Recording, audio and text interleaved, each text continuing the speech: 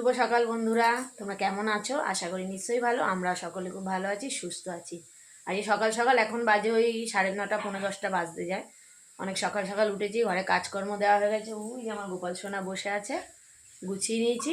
যাচ্ছি হচ্ছে আজকে উল্টোডাঙা যাচ্ছি। আমার শ্বশুরের তো মানে দুদিন আগে আমি ভর্তির জন্য সব কাগজপত্র জমা দিয়ে এসেছি নর্থ সিটি নার্সিংহোমে। তো সেখানে আজকে ওনার এনজিওগ্রাফিটা হবে, সেটার জন্যই ওনাকে ভর্তি করতে নিয়ে যাচ্ছি। তা চলো, আর ঠাকুরের কাছে প্রে করছি উনি যেন এই ধকলটা সামলাতে পারে। কারণ শুনেছি, আমি কোনোদিন জানি না এনজিওগ্রাফি কী, কিন্তু শুনেছি খুবই কষ্ট হয়। ঠাকুর যেন ওনাকে এই শক্তিটা দেয় যে সহ্য করার। আর রোগ হয়েছে, কিছু করার নেই, ওনাকে তো সহ্য করতেই হবে।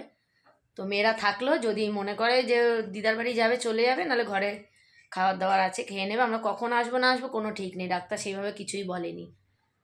প্রদীপ ওইদিকে জুতো টুতো পড়ছে। ঠিকঠাক হয়, আর কিছুই চাই না, সব যেন ঠিকঠাক মিটে যায়। তো চলো, পৌঁছে গিয়ে ওখানে গিয়ে আপডেট দেবো। ওনাকে 11টার মধ্যে ভর্তি নেবে বলেছে। তো আমরা এখান থেকে এখন 9:45 বাজে বাইক নিয়ে যাবার, উনি ওই দিক দিয়েই চলে যাবে। উনি মানে ওর শ্বশুরমশাই যেদিকে থাকে, তো আমাদের সঙ্গে থাকে না, আপনারা জানেনই অনেকেই। তা চলুন বেরোনো যাচ্ছি। মা বলছিল যাবে, কিন্তু না, মার বয়স হয়েছে, ওই জন্য মাকে আমি নিয়ে যাচ্ছি না। কি করবে গিয়ে, বয়স্ক মানুষ, তাই না? চলুন বেরোনো যাক।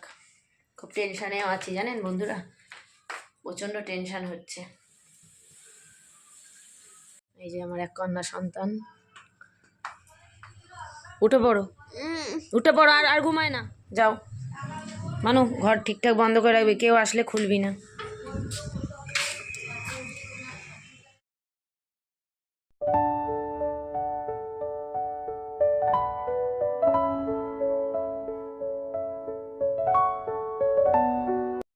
আগে বেরানোর আগেই মানে রাস্তায় বেরিয়ে আগে তেলটা ভরে নিলাম, কারণ কোথাও পেট্রোল পাম্প আছে কি না জানি না, তারপরে মানে প্রবলেম হয়ে যাবে। দেখতে দেখতে শ্যামবাজার চলে আসলাম। আজকে কিন্তু খুব ট্রাফিক ছিল, আর আমরা যে টাইমটা বেরিয়েছি অফিস টাইমেই বেরিয়েছি, হবেই তো, তাই না?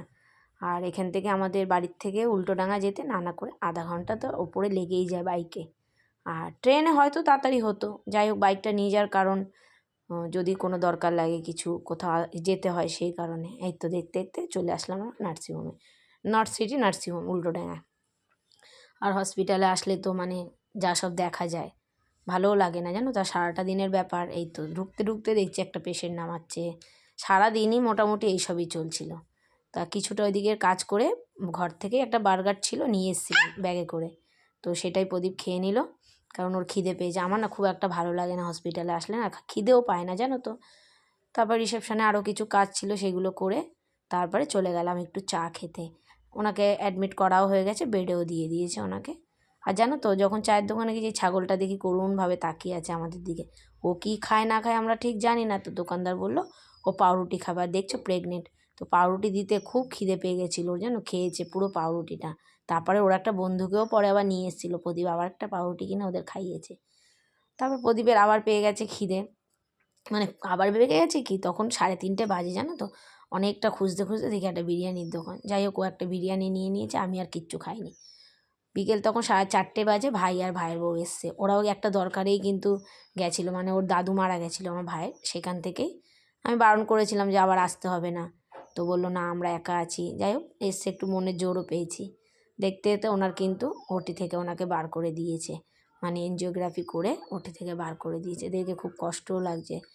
আর উনি জানো তো ফার্স্ট টাইম কিন্তু হসপিটালে অ্যাডমিট হয়েছে, খুব টেনশানও করছিল। তো যাই হোক আমরা অনেক বুঝিয়েছি। তো ওনাকে ওটিতে দেওয়ার পর আমরা কিন্তু দেখা টাকা করে তারপরে বাড়ির দিকে রওনা করলাম, কারণ অনেকটা রাতও হয়ে গেছে, মেয়েদের রেখে এসেছি তখন নানা করে 10টাও বাজে জানো তো।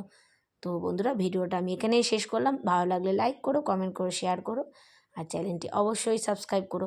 এখন একটু হয়তো তোমরা একঘেয়ে একটু ভিডিও দেখবে, তো যাই হোক সব কিছু মিলিয়ে মিশিয়েই জীবন, তাই না? আর ভালোটা শেয়ার করি, খারাপটা তো শেয়ার করতে হবে।